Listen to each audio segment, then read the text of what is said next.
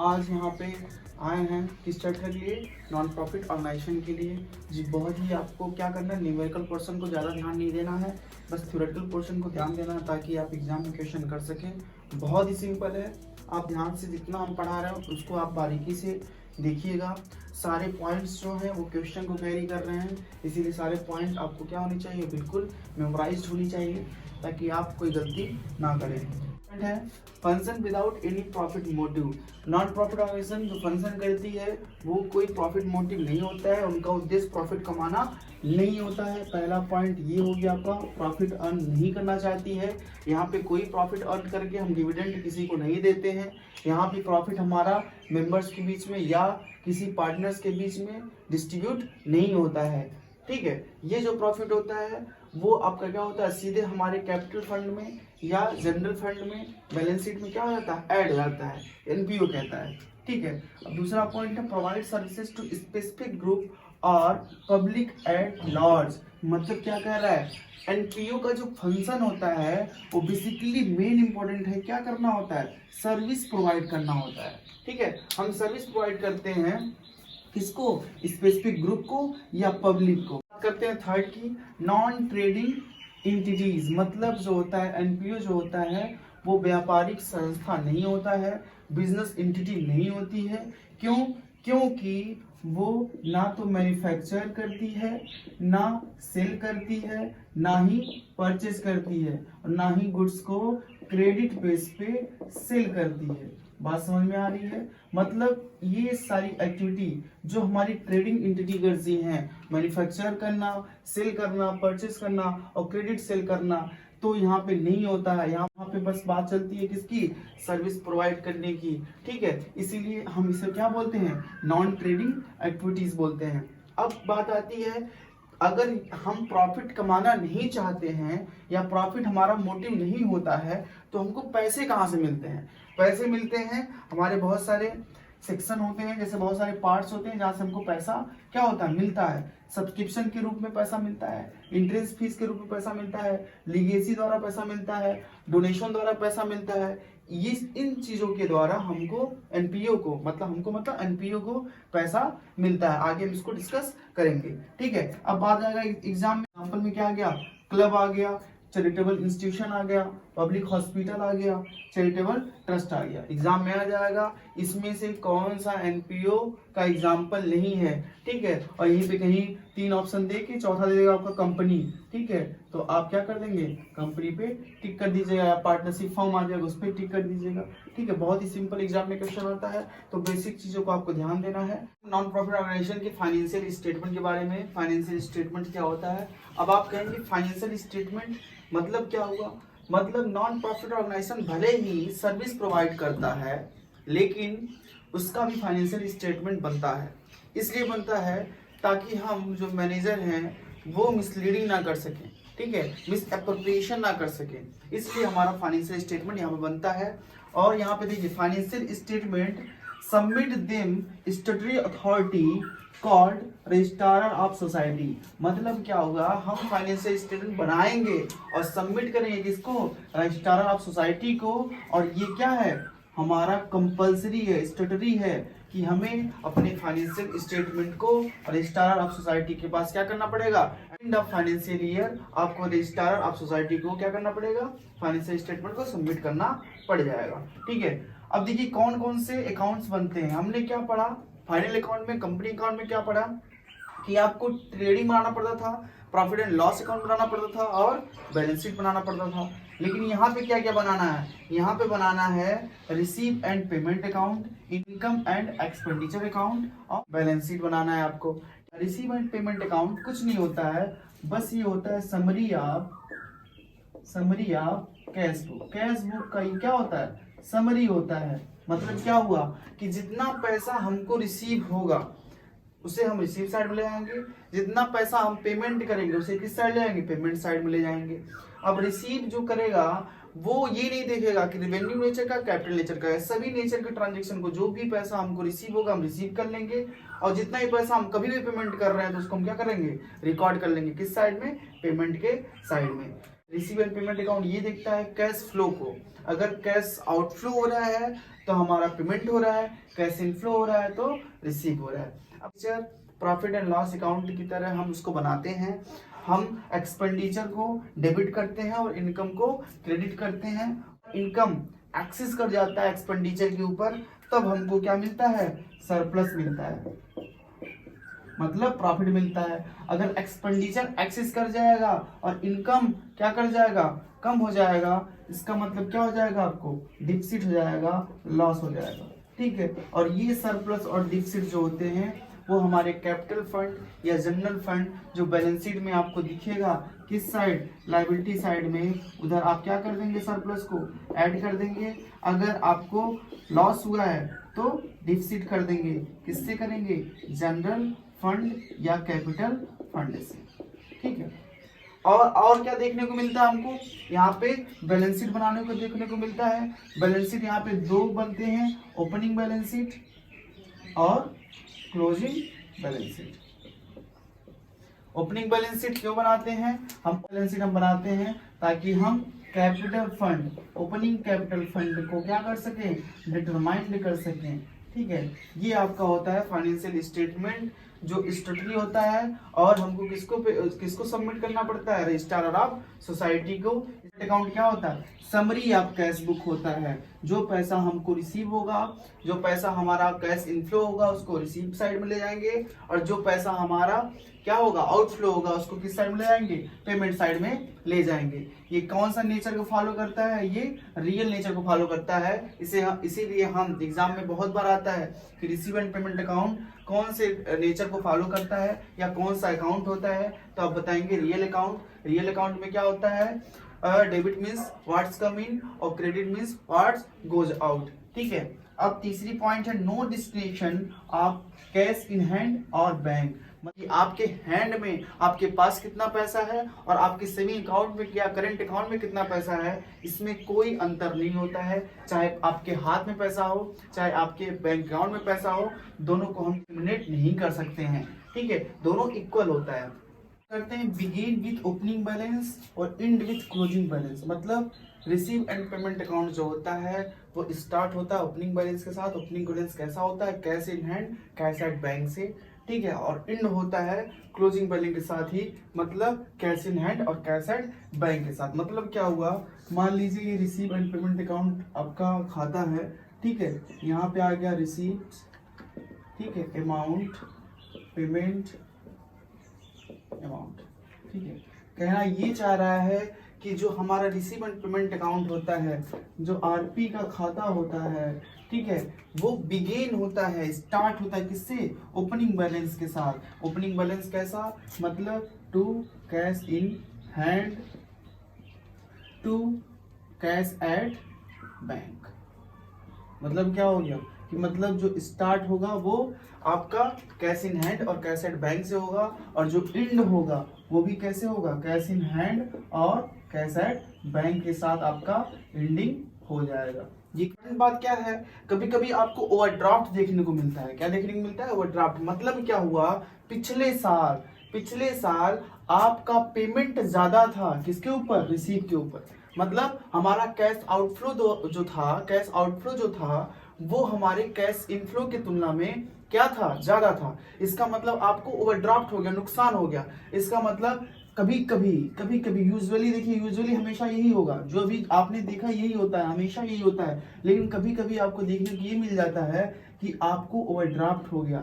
मतलब क्या हो गया, आपका जो ओपनिंग बैलेंस स्टार्ट हुआ इस साइड से स्टार्ट हो गया, मतलब कि बाई ओवरड्राफ्ट रुपीज इतना। ठीक है, मतलब क्या हो गया, कभी कभी आपको ओवरड्राफ्ट भी देखने को मिल सकता है। वो कब देखने को मिलता है, जब हमारा payment side cash outflow excess होगा, किसके ऊपर, कैश इनफ्लो के ऊपर, तो हमको ओटी देखने को मिल जाता है। ठीक है, आगे बात करेंगे हम नेक्स्ट पॉइंट का, कैश फ्लो। कैश फ्लो चाहे वो रिवेन्यू नेचर का हो, चाहे वो कैपिटल नेचर का हो, हम दोनों को ही क्या करेंगे, रिसीव एंड पेमेंट अकाउंट में लेके आएंगे। मतलब चाहे वो 1 साल का, चाहे रिकरिंग ट्रांजेक्शन हो, रिकरिंग एक्सपेंस हो, या हमारा रिवेन्यू जनरेट कर रहा हो। मतलब कैपिटल मतलब क्या होता है कि कोई एक्सपेंडिचर अगर आप करते हैं तो वो एक्सपेंडिचर, जैसे मान लीजिए आपने एसेट्स खरीदा तो वो एक्सपेंडिचर हुआ, कैपिटल एक्सपेंडिचर हुआ। ठीक है, क्यों कैपिटल एक्सपेंडिचर हुआ? क्योंकि वो एसेट्स आपको फ्यूचर में 2-4 साल तक आपको क्या करेगा, रिवेन्यू जनरेट करके देगा, इसीलिए उसे कैपिटल एक्सपेंडिचर बोलते हैं। मतलब क्या हुआ, कैश फ्लो जो होगा, चाहे वो रिवेन्यू नेचर का हो, चाहे कैपिटल नेचर का हो, चाहे रिकरिंग नेचर का हो, चाहे नॉन रिकरिंग नेचर का हो, उसको हम रिसीव एंड पेमेंट अकाउंट में क्या करेंगे, रिकॉर्ड करेंगे। अनलेस तब रिकॉर्ड करेंगे जब हमारा कैश का फ्लो होगा। अगर कैश का फ्लो नहीं होगा तो हम रिकॉर्ड नहीं करेंगे। ठीक है, अब बात करते हैं कैश फ्लो। कैश फ्लो हो, चाहे वो करंट ईयर का पैसा हो, चाहे वो पिछले साल का पैसा हो, चाहे वो अगले साल का पैसा हो, फ्यूचर ईयर का पैसा हो। अगर हमको इस साल पैसा रिसीव हो रहा है, चाहे वो फ्यूचर ईयर का पैसा हो, चाहे प्रीवियस ईयर का पैसा हो, तो हम उसको क्या करेंगे, रिकॉर्ड करेंगे, क्योंकि वहां पे कैश का फ्लो हो रहा है। नहीं देखेंगे कि वो किस पीरियड का पैसा है। ठीक है, अब नेक्स्ट बात करते हैं, not include non cash item. मतलब हम, जाहिर सी बात है, रिसीव पेमेंट हमने क्या बोला, समरी ऑफ कैश बुक है, तो ये नॉन कैश आइटम को, जैसे डिप्रिसिएशन हुआ, उन आइटम को क्या करता है, एक्सक्लूड करता है, हटाता है, इलिमिनेट करता है। बस वो कैश फ्लो के आइटम को क्या करता है, कंसीडर करता है। तो एग्जाम में सारे आपके पॉइंट्स बन जाएंगे। ठीक है, रिसीव एंड पेमेंट अकाउंट क्या होता है, समरी ऑफ कैश बुक होता है, रियल अकाउंट होता है, डिस्टिनेशन नहीं होता है कैश इन हैंड और बैंक के अकाउंट, बैंक में। और क्या हो जाए, बिगिन विद ओपनिंग बैलेंस। हमने ओवरड्राफ्ट का भी सॉल्यूशन आपको बता दिया, ओवरड्राफ्ट का भी सिचुएशन बता दिया। ठीक है, कैश फ्लो होता है, चाहे रेवेन्यू नेचर का हो, चाहे कैपिटल नेचर का हो, चाहे वो प्रीवियस ईयर का हो, चाहे नेक्स्ट ईयर का हो, चाहे करंट ईयर का हो, पैसा मिल रहा है तो उसको हम रिकॉर्ड करेंगे।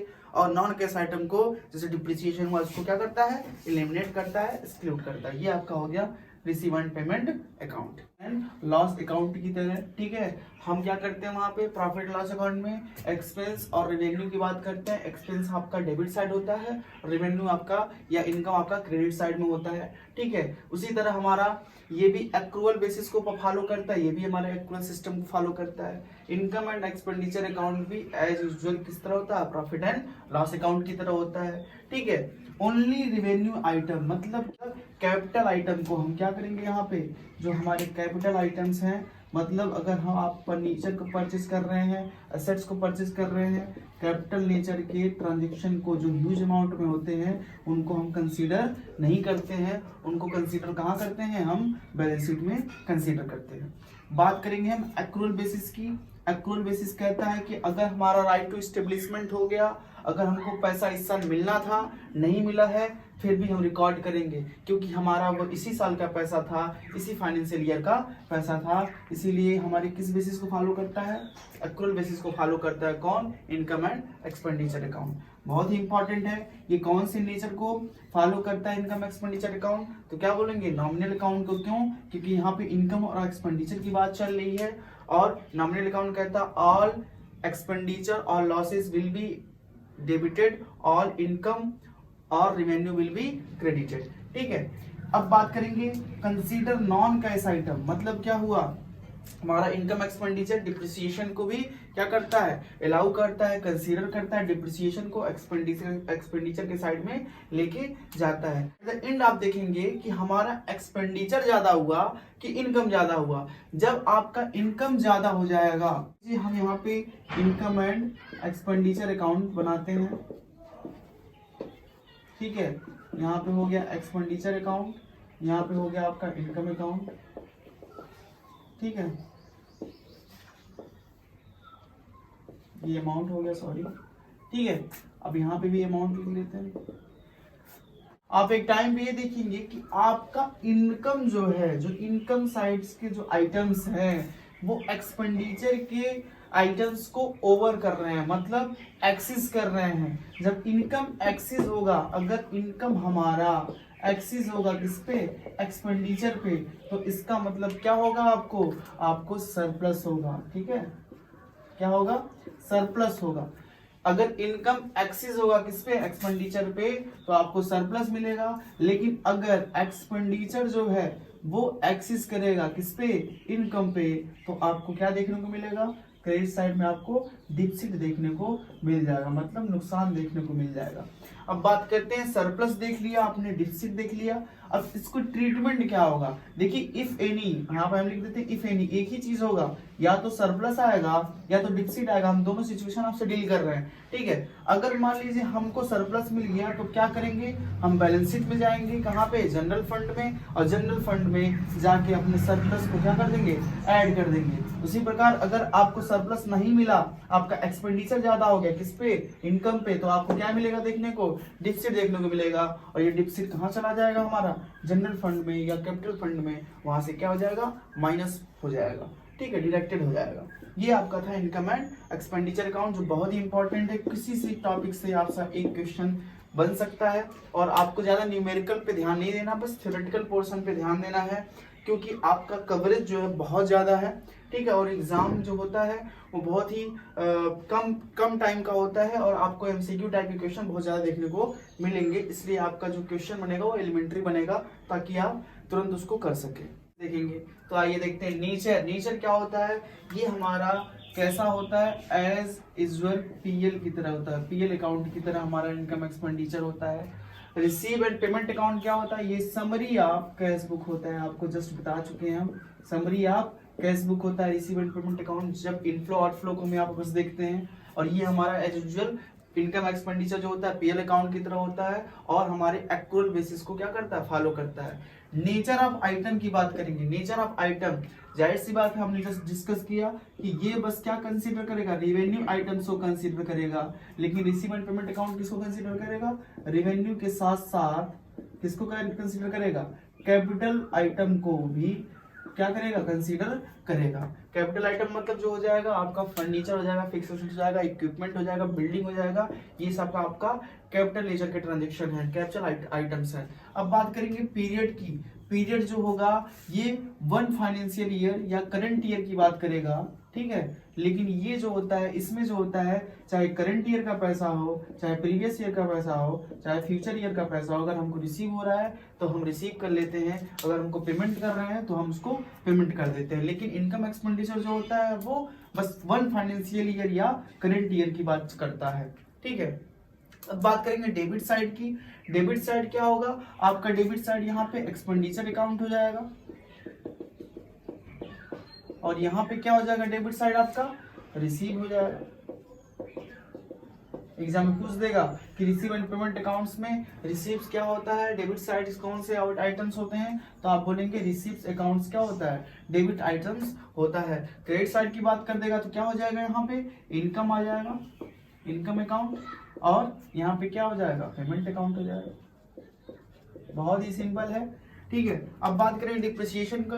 डिप्रिसिएशन की बात करेंगे, नॉन कैश, जाहिर सी बात है इसको क्या बोलते हैं हम, नॉन कैश आइटम बोलते हैं, तो ये भी आप जस्ट पढ़ चुके हैं। नॉन कैश आइटम जो होता है इनकम एक्सपेंडिचर कंसीडर करता है, और रिसीव पेमेंट अकाउंट कंसीडर नहीं करता है, क्योंकि यहाँ पे कोई कैश का इनफ्लो आउटफ्लो नहीं होता है। अब ओपनिंग बैलेंस और क्लोजिंग बैलेंस की बात करेंगे। इनकम एक्सपेंडिचर का एग्जाम में बहुत ही इंपॉर्टेंट है ये, हमारा इनकम एक्सपेंडिचर का कोई ओपनिंग बैलेंस नहीं होता है, no opening balance, no opening balance. लेकिन रिसीव एंड पेमेंट अकाउंट का ओपनिंग बैलेंस होता है, जिसका नाम होता है कैश इन हैंड, और या कैश इन हैंड, बैंक और ओडी, ओवरड्राफ्ट, ठीक है। अब क्लोजिंग बैलेंस की बात करते हैं। क्लोजिंग बैलेंस में क्या होगा, इनकम एक्सपेंडिचर का क्लोजिंग बैलेंस जो होता है वो क्या होता है, अगर एक्सपेंडिचर क्या हो जाएगा, एक्सेस हो जाएगा इनकम के ऊपर, तो हमको क्या हो जाएगा, डिफिसिट हो जाएगा, ठीक है। अगर हमारा इनकम एक्सेस हो जाएगा एक्सपेंडिचर के ऊपर तो क्या हो जाएगा, सरप्लस हो जाएगा। इसका मतलब क्लोजिंग बैलेंस जो होता है वो डिफिसिट और सरप्लस होता है। लेकिन रिसीव एंड पेमेंट अकाउंट का क्लोजिंग बैलेंस क्या होता है, फिर वही बात आ जाएगी, कैश इन हैंड और bank, cash in hand, bank और ओडी, ठीक है।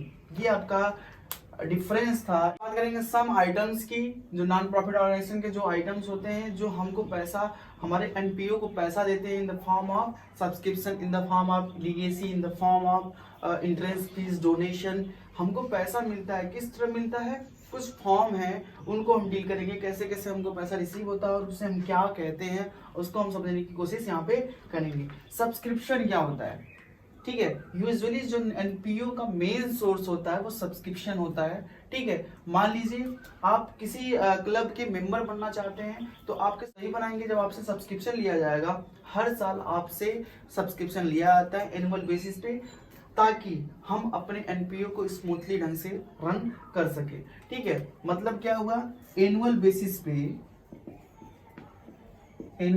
पे सब्सक्रिप्शन का पेमेंट होता है। किसको पेमेंट होता है?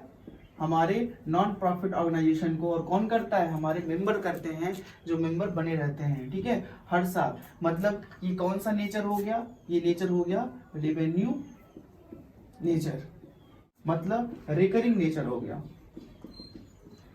रिकरिंग नेचर हो गया। और रिकरिंग नेचर हो गया, इसका मतलब कहां पे आएगा? इनकम एंड एक्सपेंडिचर अकाउंट में आपका ये आ जाएगा। सब्सक्रिप्शन आपको पैसा मिल रहा है तो किस साइड जाएगा? इनकम के साइड में जाएगा। अब 3 प्रकार के लोग आपको देखने के मिलेंगे आपके एनपीओ में, ठीक है। किस केस में? सब्सक्रिप्शन के केस में। एक जो बंदा रहेगा वो आपको पैसा ड्यू डेट पे हमेशा दे देगा, मतलब जब जब आपको सब्सक्रिप्शन की जरूरत पड़ती थी एनुअली तब तो वो पेमेंट कर दे रहा है, मतलब करंट ईयर का पैसा करंट ईयर में ही वो पेमेंट कर दे रहा है। एक बंदा जो है वो क्या कर रहा है? पेमेंट नहीं कर पा रहा है ड्यू डेट पे, ठीक है, ड्यू डेट पे पेमेंट नहीं कर रहा है। वो क्या कर रहा है? अगले साल नेक्स्ट ईयर पैसा का पेमेंट कर रहा है। अगर नेक्स्ट ईयर पैसा का पेमेंट करेगा, इसका मतलब इस साल के लिए क्या हो जाएगा? आउटस्टैंडिंग में, मतलब वो इस साल करंट ईयर में पैसा नहीं दे पा रहा है, इसीलिए हम उसे क्या बोलेंगे? बकायेदार बोलेंगे कि उसने पैसा, सब्सक्रिप्शन का पैसा हमको नहीं दिया। और एक बंदा जो है वो बहुत ही एडवांस है, वो हमेशा करंट ईयर का जो पैसा है वो प्रीवियस ईयर में ही पेड कर दे रहा है। मतलब क्या कर रहा है? एडवांस में पेमेंट कर दे रहा है। बार बार कह रहा है कि हम पेमेंट नहीं कर सकते, हम प्रीवियस ईयर में करंट ईयर का पैसा दे रहा है। मतलब क्या हुआ? एक पंचुअल है और एक भूल जा रहा है या नहीं दे पा रहा है, और तीसरा जो है वो एडवांस में पैसा दे रहा है। मतलब क्या बना? ये करंट ईयर की बात चली और ये नेक्स्ट ईयर की बात चली, मतलब पैसा जो मिल रहा है वो कब मिल रहा है? नेक्स्ट ईयर मिल रहा है। और ये केस की बात करी, प्रीवियस ईयर की बात चली, ठीक है। मतलब क्या हुआ? तीनों लोग 3 प्रकार के हैं। एक करंट ईयर की बात कर रहा है, एक नेक्स्ट ईयर में पैसा दे रहा है, ठीक है, आउटस्टैंडिंग कर जा रहा है, और जो है अगले साल का पैसा इसी साल पेमेंट कर दे रहा है, ठीक है। तो इन तीनों केसेस को हम डिस्कस करते हैं। किसमें? सब्सक्रिप्शन में। क्यों करते हैं? क्योंकि सब्सक्रिप्शन अकाउंट जो होता है वो किसमें आता है? इनकम एंड एक्सपेंडिचर अकाउंट में आता है। और इनकम एक्सपेंडिचर अकाउंट किस बेसिस पे बनता है? एक्रूअल बेसिस पे बनता है। और एक्रूअल बेसिस कहता है कि भाई जो पैसा हमको करंट ईयर में मिलना चाहिए था हम उसी को रिकॉर्ड करेंगे और बाकी चीज को हम एलिमिनेट करेंगे। इसीलिए इनका केस बन जाता है कि हम करंट ईयर में जो पैसा मिलना चाहिए था उसको रिकॉर्ड करेंगे, चाहे वो मिला हो ना मिला हो।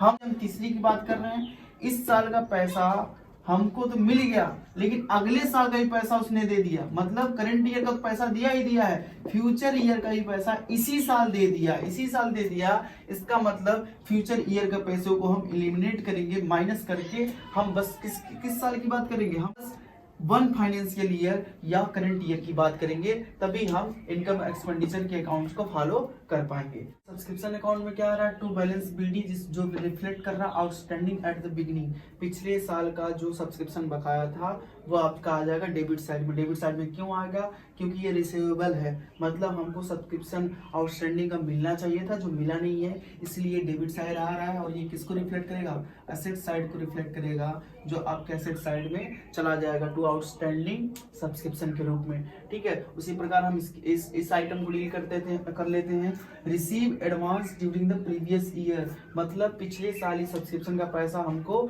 मिल गया था इस साल के लिए, इसका मतलब हमारी लायबिलिटी अराइज हो गई, ठीक है। लायबिलिटी अराइज क्यों हो गई? क्योंकि हमको पैसा जो मिलना चाहिए था इस साल मिलना चाहिए था, लेकिन उस बंदे ने पिछले साल ही पेमेंट कर दिया, जिसकी वजह से हम अब उससे पैसा नहीं मांगेंगे, बस हम अपने अकाउंट को मेंटेन करेंगे, इसीलिए लायबिलिटी अराइज हो गई, इसीलिए हम इस आइटम को क्रेडिट साइड में रिकॉर्ड करते हैं, ठीक है। अब बात आती है कि हमको पैसा कितना मिला, सब्सक्रिप्शन का पैसा कितना मिला, ये कहाँ से आता है? ये आता है रिसीव एंड पेमेंट अकाउंट से आपको देखने को मिलेगा, और बाय बैंक के रूप में आप पैसा कितना मिल रहा है उसको रिकॉर्ड कर लेंगे, ठीक है। उसके बाद हम आपको क्वेश्चन में सारे आइटम्स गिवन रहेंगे, आपको बैलेंस बीडी भी दिया रहेगा, आपका एडवांस का भी अमाउंट दिया रहेगा, एट द एंड आपका दिया रहेगा और आउटस्टैंडिंग एंड की बातें भी दी रहेंगी। ठीक है, बस आपको क्या करना, पोस्ट कर देना है सारी आइटम को, क्या कर देना है, पोस्ट कर देना है सारे आइटम जो जो आपके क्वेश्चन में रहेंगे। ठीक है, और हमको क्या निकालना है, हमको निकालना है to income and expenditure account. ये आपका हो जाएगा बैलेंसिंग फिगर। ठीक है, ये आपका हो जाएगा आंसर। बताइए कि इनकम एक्सपेंडिचर अकाउंट में कितनी वैल्यू को हम क्या करेंगे, पोस्ट करेंगे। हमने क्या किया, receive advance during the previous year को ऐड किया, किसमें ऐड किया, बैंक में ऐड किया। ठीक है, और आउटस्टैंडिंग एंड को भी हमने क्या कर दिया, ऐड कर दिया। और आपने क्या किया, बिगिनिंग आउटस्टैंडिंग को माइनस कर दिया, और receiving advance during current year को भी तो आपने क्या कर दिया, माइनस कर दिया। अब आपको देखने को ये मिलेगा कि इनकम एक्सपेंडिचर अकाउंट कितना रिफ्लेक्ट कर रहा है। इनकम एंड एक्सपेंडिचर अकाउंट में अब आपको सीधे बाय सब्सक्रिप्शन के रूप में ये जो अमाउंट है वो क्या हो जाएगा, चला जाएगा। अब यहाँ पे इनकम एक्सपेंडिचर में आपको प्लस माइनस करने की जरूरत नहीं पड़ेगी, इसीलिए ये आपका सब्सक्रिप्शन अकाउंट इंपॉर्टेंट हो जाता है, बहुत ही कॉम्प्लिकेटेड हो जाता है। लेकिन ध्यान दीजिए, बीएचयू के पेपर में कोई कॉम्प्लिकेशन नहीं रहेगा।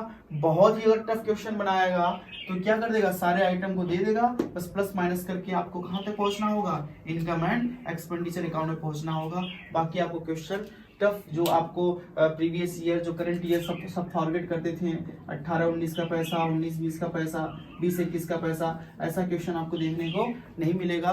तो बिल्कुल परेशान मत होइए, बस आप इतना जानिए कि क्या प्लस करना है, क्या माइनस करना है, और इनकम एक्सपेंडिचर अकाउंट को किस तरह आप लाएंगे बैंक में से। इन दोनों आइटम को प्लस कीजिएगा, इन दोनों आइटम को माइनस कीजिएगा, आप कहाँ पहुंच जाएंगे, इनकम एक्सपेंडिचर अकाउंट में। और ये इनकम एक्सपेंडिचर कहाँ चला जाएगा, आपके सब्सक्रिप्शन खाते के थ्रू इनकम एक्सपेंडिचर अकाउंट में रिफ्लेक्ट कर जाएगा। ठीक, सेकंड पे आता है आपका डोनेशन। डोनेशन जो होता है वो भी एक सोर्स ऑफ इनकम होता है, किसके लिए, नॉन प्रॉफिट ऑर्गेनाइजेशन के लिए। ठीक है, इसको पढ़ते हैं हम। It is a sort of the gift in cash, कह रहा है कैश के रूप में हमको पैसा मिले या प्रॉपर्टी के रूप में पैसा मिले, जो हमको कौन देता है, पर्सन देता है या कोई ऑर्गेनाइजेशन देता है, उसे हम बोलते हैं डोनेशन। ठीक है, डोनेशन से क्या होता है, हमारा जो सर्विस प्रोवाइडेड सिचुएशन होता है वो क्लियर हो जाता है। डोनेशन के द्वारा हम अपने सर्विस को क्या करते हैं, अच्छे ढंग से प्रोवाइड कर सकते हैं पब्लिक को, और ग्रुप ऑफ सोसाइटी को हम अपने सर्विस को प्रोवाइड कर सकते हैं। ठीक है, अब देखिए डोनेशन दो प्रकार का होता है, एक होता है स्पेसिफिक फंड और दूसरा होता है जनरल फंड। इंपॉर्टेंट बात यहाँ पे आती है, डोनेशन क्या होता है, स्पेसिफिक फंड होता है और जनरल फंड होता है। स्पेसिफिक फंड में क्या होता है कि हम स्पेसिफाइड कर देते हैं, कोई डोनेशन देता है, मान लीजिए कोई पर्सन देता है डोनेशन या कोई ऑर्गेनाइजेशन डोनेशन देता है, तो स्पेसिफाइड कर देता है कि भाई आपको क्या करना है, बिल्डिंग कंस्ट्रक्ट करना है या कोई लैब, कंप्यूटर लैब जो है उसको कंस्ट्रक्ट करना है। ठीक है, तो ऐसा सिचुएशन अगर स्पेसिफिक फंड में ट्रांसफर करता है, कहता है भाई साहब हम पैसा तो दे रहे हैं लेकिन आपको बिल्डिंग ही बनाना है, आपको कंप्यूटर लैब ही कंस्ट्रक्ट करना है, तो उसे बोलते हैं स्पेसिफिक फंड। मतलब क्या हुआ, चिंता फंड। देखिए इंपॉर्टेंट बात क्या है, एनपीओ फंड को हमेशा आपको रिलेट करेंगे ऑब्लिगेशन से। ऑब्लिगेशन और ऑब्लिगेशन को क्या बोलते हैं हम, चिंता। मतलब क्या हुआ कि फंड कहीं भी आएगा तो आपका चिंता आएगा ही आएगा। चिंता क्यों आएगा, क्योंकि पर्सन जो है वो पैसा तो दे रहा है, साथ ही साथ ये भी बोल रहा है कि आपको वो पैसा कहाँ पे लगाना है, बिल्डिंग में लगाना है, आपको पैसा कहाँ लगाना है, कंप्यूटर लेबोरेटरी में लगाना है। ठीक है, इसका मतलब चिंता तो आया ही आया, साथ में इसकी भी चिंता आई कि हमको बनाना क्या है, बिल्डिंग बनाना है और कंप्यूटर लैब कंस्ट्रक्ट करना है। ये होता है स्पेसिफिक फंड। कोई पर्सन दे रहा है पैसा और साथ ही साथ कह रहा है कि आपको ये चीज करना है, उसे बोलते हैं स्पेसिफिक फंड। और ये क्या होगा, इसका मतलब ट्रीटमेंट इसका क्या होगा, ये ट्रीटमेंट हो जाएगा, ये कैपिटलाइज्ड होगा। क्या होगा, कैपिटलाइज्ड होगा। कैपिटलाइज का मतलब क्या हो गया, इंपॉर्टेंट है। कैपिटलाइज मतलब ये हो गया कि हमारा बैलेंस शीट में, जनरल फंड में या कैपिटल फंड में क्या हो जाएगा, ये आइटम जो होगा प्लस हो जाएगा, किस रूप में, स्पेसिफिक फंड के रूप में। ठीक है, ये होता है कैपिटलाइज का मतलब। अब बात करते हैं जनरल फंड की।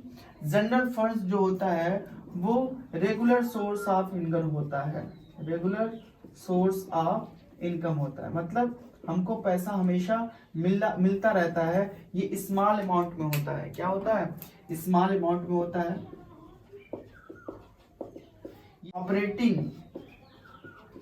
ऑपरेटिंग एक्टिविटी को क्या करता है? रेगुलेट करता है।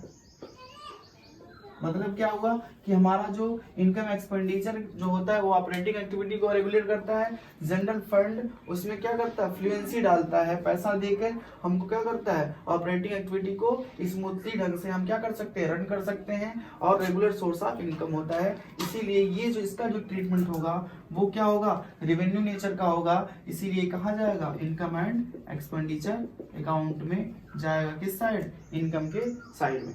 हम बात करते हैं लीगेसी का। लीगेसी क्या होता है? It is amount received as per will of deceased person. मतलब क्या हुआ कि हमको पैसा तो मिल रहा है लेकिन इच्छा अनुसार मिल रहा है। किसकी इच्छा अनुसार मिल रहा है? जो डिसीज्ड पर्सन है, जो मर चुका है या मरने वाला है, उसके द्वारा एज पर विल आपको पैसा मिल रहा है। और किसको दे रहा है? नॉन प्रॉफिट ऑर्गेनाइजेशन को, ताकि आप अपना जो सर्विस रेंडर कर सके पब्लिक को। ठीक है, इसे बोलते हैं लीगेसी। लीगेसी जो होता है वो होता है नॉन रिकरिंग नेचर का। मतलब क्या हो गया? ये हमेशा नहीं घटता है, नॉन रिकरिंग नेचर का होता है। ठीक है, इसीलिए ये जो होता है वो क्या होगा? कैपिटलाइज्ड होगा। कैपिटलाइज्ड होगा। और कैपिटलाइज का मतलब क्या हो गया कि बैलेंस शीट में जो आपको लायबिलिटी साइड में कैपिटल फंड दिखेगा या जनरल फंड दिखेगा, उसमें आप क्या कर देंगे? ऐड कर देंगे जो लीगेसीज का अमाउंट होगा उसको आप क्या कर देंगे? ऐड कर देंगे। ठीक है, ये एज पर विल होता है डिसीज्ड पर्सन की। ठीक है, कभी क्या होता है, ये आपके बीएचओ बीकॉम के लिए इंपॉर्टेंट नहीं है लेकिन आप कटऑफ में आपने पढ़ रखा होगा, वहां के लिए इंपॉर्टेंट था। मान लीजिए कभी कभी जो अमाउंट होता है वो लीगेसी का स्मॉल होता है। अमाउंट जो लीगेसी का स्मॉल होगा तो आप कंसीडर कर सकते हैं कि वो रेवेन्यू नेचर का है। और रेवेन्यू नेचर के कंसीडर करने की वजह से आप कहाँ पे ले जाएंगे? इनकम एंड एक्सपेंडिचर के किस साइड में? इनकम साइड में ले जाकर आप उस अमाउंट को लिख सकते हैं। हम बात करेंगे लाइफ मेंबरशिप फीस के बारे में। Some members prefer lump sum amount as life membership fees. मतलब कहना चाह रहा है कुछ मेंबर्स जो होते हैं वो एक ही बार पूरा जो पेमेंट होता है लंप सम मतलब पूरा अमाउंट को पेमेंट करते, फुल अमाउंट को पेमेंट कर देते हैं as a form of life membership fees. ठीक है, इसका मतलब ये नॉन रिकरिंग नेचर का है। किस नेचर का है? नॉन रिकरिंग नेचर का है। नॉन रिकरिंग नेचर की वजह से, और हम पीरियोडिक पेमेंट नहीं कर रहे हैं सब्सक्रिप्शन का। ठीक है, हम पीरियोडिक पेमेंट नहीं कर रहे हैं सब्सक्रिप्शन का, इसीलिए नॉन रिकरिंग नेचर का हो गया। और ये हम होल अमाउंट एक ही बार पेमेंट कर दे रहे हैं। इसका मतलब ट्रीटमेंट जो हो जाएगा वो क्या हो जाएगा? कैपिटलाइज्ड हो जाएगा। कैपिटलाइज का मतलब फिर आप जान ही गए हैं कि जनरल फंड में या कैपिटल फंड में आप क्या कर देंगे? ऐड कर देंगे लाइफ मेंबरशिप फीस को। बात करेंगे हम एंट्रेंस फीस की, जो इंपॉर्टेंट है, ध्यान दीजिएगा। इसको हम नोन एज एडमिशन फीस, इसे हम एडमिशन फीस के नाम से भी जानते हैं। Only once the person at the time of becoming a member. मतलब एक पर्सन जो होता है एक ही टाइम पेड करता है क्या बनने के लिए? मेंबर बनने के लिए। ठीक है, ये होता है एंट्रेंस फीस। ठीक है, ये कैसे ऑर्गेनाइजेशन में होता है एंट्रेंस फीस? क्लब में, चैरिटेबल इंस्टीट्यूशन में आपको क्या करना पड़ता है? मेंबर बनने के लिए आपको एंट्रेंस फीस देना पड़ता है, जिसे हम एडमिशन फीस के नाम से भी जानते हैं। मतलब क्या हुआ? ये एक ही बार दिया जा रहा है। इसका मतलब जो हुआ, क्लब का मेंबर बनने के लिए, चैरिटेबल इंस्टीट्यूट का मेंबर बनने के लिए जो अमाउंट होता है जनरली जो होता है वो हाई होता है, ह्यूज अमाउंट होता है। ह्यूज अमाउंट होने की वजह से, और हम कब पेड कर रहे हैं? बस एक ही बार पेड कर रहे हैं, वंस बार आप क्या कर रहे हैं? पेमेंट को मेड कर रहे हैं। इसीलिए क्या हो जाएगा? कैपिटलाइज्ड हो जाएगा। कैपिटलाइज का मतलब आप जानते हैं, जनरल फंड में या कैपिटल फंड में आपने क्या करना है? ऐड कर देना है। और ये क्यों हो रहा है? क्योंकि ये नॉन रिकरिंग नेचर का है। कैसा है? नॉन रिकरिंग नेचर के होने की वजह से, और हम जीवन में अपने लाइफ में एक ही बार मेंबर बनते समय ही पेमेंट कर रहे हैं। इसीलिए क्या होता है? एंट्रेंस फीस के इस केस मतलब क्लब और चैरिटेबल इंस्टीट्यूट के केस में हम क्या करते हैं? उसको कैपिटलाइज करते हैं, क्योंकि अमाउंट जो होता है हाई और ह्यूज होता है। इसमें भी क्या होता है, एंट्रेंस फीस में क्या होगा कि सम ऑर्गेनाइजेशन लाइक एजुकेशनल इंस्टीट्यूट क्या हो जाएगा, मतलब हम रेगुलर बेसिस पे, ये हमारा रेगुलर इनकम हो जाता है और रेगुलर बेसिस पे हम हर साल क्या करते हैं, एंट्रेंस फीस लेते हैं, क्योंकि इसमें जो एंट्रेंस फीस होता है वो हमारा स्मॉल अमाउंट में होता है। स्मॉल अमाउंट में होने की वजह से हम इसको क्या करते हैं, कैपिटलाइज ना करके हम इसको इनकम एक्सपेंडिचर में ट्रांसफर करते हैं और इसे हम रेवेन्यू आइटम्स में कंसीडर करते हैं। ठीक है। या तीसरा केस है, अगर स्पेसिफिक इंस्ट्रक्शन है कि हम क्या करेंगे ये बता दिया गया क्वेश्चन में, या हमारा इंस्टीट्यूट बता दे रहा है कि हमको क्या करना है, तो हम जो कहेगा वही करेंगे। मान लीजिए स्पेसिफिक इंस्ट्रक्शन ये है कि मान लीजिए हमारे पास डोनेशन मिला, सॉरी हमारे पास इंटरेस्ट फीस मिला 50,000 रुपये। ठीक है, तो कह दिया हाफ जो है वो हम कैपिटलाइज करेंगे और हाफ जो है वो रिवेन्यू आइटम्स कंसीडर करेंगे। इसका मतलब 25,000 क्या होगा, रिवेन्यू आइटम्स हो जाएगा जो इनकम एक्सपेंडिचर में जाएगा, और 25,000 क्या हो जाएगा, वो आपका बैलेंस शीट के कैपिटल फंड में चला जाएगा। ये आपका हो गया तीसरा केस। कि पहला केस क्या हो गया कि अगर चैरिटेबल इंस्टीट्यूट है, क्लब है, तो उसे हम कैपिटलाइज्ड मानेंगे। अगर एजुकेशनल इंस्टीट्यूट है तो उसे हम रिवेन्यू आइटम मानेंगे। अगर स्पेसिफिक इंस्ट्रक्शन मिल गया, तीसरा स्पेसिफिक इंस्ट्रक्शन मिल गया, तो हम उसी अनुसार करेंगे जिस अनुसार हमको मतलब हमारा इंस्टीट्यूट या हमारा क्वेश्चन गाइड करेगा कि हम आधा कैपिटलाइज करें और आधा क्या करें, रिवेन्यू आइटम को कंसिडर करें। अब पढ़ेंगे हम नेक्स्ट टॉपिक एमपीओ का, जो स्पेशल आइटम्स हम डील कर रहे थे, उसका नाम पेमेंट ऑफ होनरेरियम। मतलब क्या हुआ, it is the amount paid to the person who is not regular employ of the institute. मतलब हमारे क्लब का रेगुलर एम्प्लॉय नहीं है, उसको हम पेमेंट कर रहे हैं क्योंकि वो हमारे यहाँ कुछ एंसिलरी वर्क कर रहा है। मतलब क्या हुआ कि कोई आर्टिस्ट आपके यहाँ आया और आपको क्या किया, इंटरटेन किया, और इंटरटेन कैसे किया, अपने एक्टिविटी को परफॉर्म करके। ये हो गया आपका एग्जाम्पल। अब आपकी कंपनी में कोई इंटर्न आ गया, इंटर्न आपके यहाँ वर्कलोड कर रहा है। वर्कलोड कैसा कर रहा है, मान लीजिए आपके फाइनेंशियल स्टेटमेंट जो रिसीव पेमेंट अकाउंट है, इनकम एक्सपेंडिचर अकाउंट है, उसको क्या कर रहा है, रेक्टिफाई कर रहा है, चेक कर रहा है, शॉर्टलिस्ट कर रहा है। तो उसके बदले आप अपने इंटर्न को, जो वो काम कर रहा है, उसके बदले आप अपने इंटर्न को क्या देंगे, अमाउंट पेड करेंगे in the form of fees, in the form of charge. ठीक है, ये जो बात हो जाती है, जो फीस आप चार्ज जो दे रहे हैं अपने इंटर्न को, वो आपका रेगुलर एम्प्लॉय नहीं है। रेगुलर एम्प्लॉय क्यों नहीं है, क्योंकि वो काम को सीखने के लिए आया है और कुछ दिनों के लिए आया है। इर्रेगुलर एम्प्लॉय है, उसे बोलते हैं पेमेंट ऑफ ऑनरेरियम। और इस चीज को, पेमेंट ऑफ ऑनरेरियम को कहाँ ले जाएंगे, इनकम एंड एक्सपेंडिचर अकाउंट में लेके जाएंगे। कहाँ ले जाएंगे, इनकम एंड एक्सपेंडिचर में। किस साइड में ले जाएंगे, एक्सपेंडिचर साइड में लेके जाएंगे। एनपीयू का स्पेशल आइटम में इंडोमेंट्स फंड। इंडोमेंट्स फंड क्या होता है, it is a fund arising from A bequest और गिफ्ट। मतलब हमको कोई वसीयत में कुछ दे दिया या हमको कोई गिफ्ट दे दिया। किसको दिया, हमको का मतलब नॉन प्रॉफिट ऑर्गेनाइजेशन को, चैरिटेबल इंस्टीट्यूशन को, क्लब को, हॉस्पिटल को। Is devoted for a specific purpose. जो हमको ये वसीयत या गिफ्ट में अगर हमको ह्यूज अमाउंट में पैसा मिला है, तो उसका जो उद्देश्य होगा वो स्पेसिफिक पर्पज के लिए ही होगा। स्पेसिफिक पर्पज का मतलब कोई भी अगर हमको फंड, इंडोमेंट फंड मिल रहा है, तो स्पेसिफाइड कर दिया जाएगा। क्या कर दिया जाएगा, स्पेसिफाइड कर दिया जाएगा कि भाई साहब आपको यही काम करना है। और हमने जस्ट आपको बताया कि स्पेसिफाइड कर दिया था फंड को, तो हो जाता है ऑब्लिगेशन, और ऑब्लिगेशन हो जाएगा तो चिंता बन जाती है, और चिंता बन जाएगी तो चिंता कब दूर होगी, चिंता तब दूर होगी जब आप वो काम कर देंगे। मान स्टूडेंट का दो मत हो गया, दो आइटम होंगे जहाँ पे पैसा कौन देगा, गवर्नमेंट देगा। एक मेंटेनेंस का, एक कंस्ट्रक्शन का। मेंटेनेंस का जो होगा वो मत कहलाएगा कि हमारा कैसा, रिवेन्यू आइटम। रिवेन्यू आइटम मतलब क्या हुआ, हमको ईयरली या एनुअली पैसा मिलता रहेगा। किससे, गवर्नमेंट से, ताकि हम क्या करें, फर्श को मेंटेन कर सकें। ठीक है, और हम क्या कर सकें, पेंटिंग करा सकें अपने स्कूल का, अपने संस्था का। ठीक है, ये होता है मेंटेनेंस ग्रांट। जो मेंटेनेंस ग्रांट होगा वो कैसा होगा, रेवेन्यू आइटम होगा, ईयरली या एनुअली आपको मिलता रहेगा। इसलिए कहाँ पे जाएगा, ये जाएगा इनकम एंड एक्सपेंडिचर में। इनकम एंड एक्सपेंडिचर में। इसको हम क्या मानेंगे, रेवेन्यू आइटम कंसीडर करेंगे। लेकिन मान लीजिए गवर्नमेंट ग्रांट दे रहा है एजुकेशन इंस्टीट्यूट को, क्या करने के लिए, कंस्ट्रक्शन करने के लिए।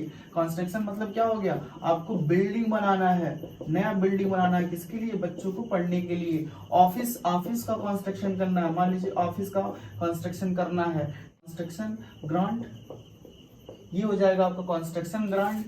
अमाउंट होगा, ये क्या होगा, यूज होगा, इसलिए इसे हम कंसीडर करेंगे कैपिटलाइज्ड।